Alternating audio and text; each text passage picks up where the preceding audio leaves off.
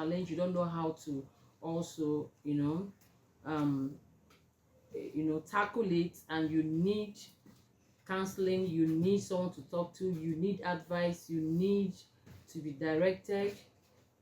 At times God uses people to help us. You pray, and God also use people like counselors and the rest of them to also help direct our steps, so we don't neglect it.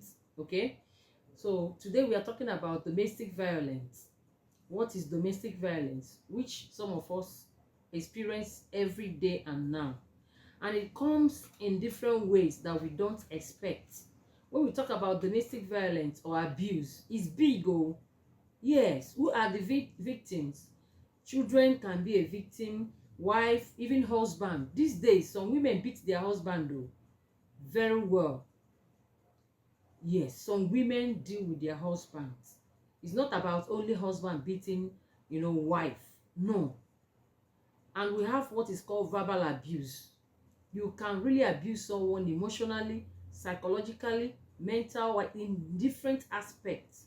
So it's huge, it's large, and it comes where we don't expect it from. That's why we should be alert. That's why we should learn every day, and we gather more knowledge from other people experience. And in some programs like this, we don't joke with it, because when you stop learning, you stop growing, and you stop earning. Yes, knowledge is power, and power do what? Brings information that attracts value, or what you call money, to the table. That is it. So what we are talking about today is domestic violence. This can be physical, sexual, emotional, economic, psychological. As I said, this can deal with personalities, like individual temperaments, character, someone's behavior or weakness, which may occur once in a while. That's why we say it's unintentional domestic violence. You don't expect it. It can be caused by verbal abuse, it can be caused by sexual abuse, it can be caused by domestic abuse, and the rest of a lot of issues can rise to this, and that can get you angry, and you begin to do what? Act, even without thinking. Even your child can provoke you. It's not every time we are to spank a child. It's not every time we are to shout. At times we bring the person close and educate, teach, ask questions, try to study the person's weakness, try to study the person's character, to know why this child is not getting this thing right. I've been shouting about this thing is not working. Then how do I change method? Same thing to your husband, your wife. Yes. You can't keep on doing one thing and it's not working, and you keep on doing it. You have to change strategy, because it's not working for a long time. It's showing you that you are not doing it right. You are doing it the wrong way.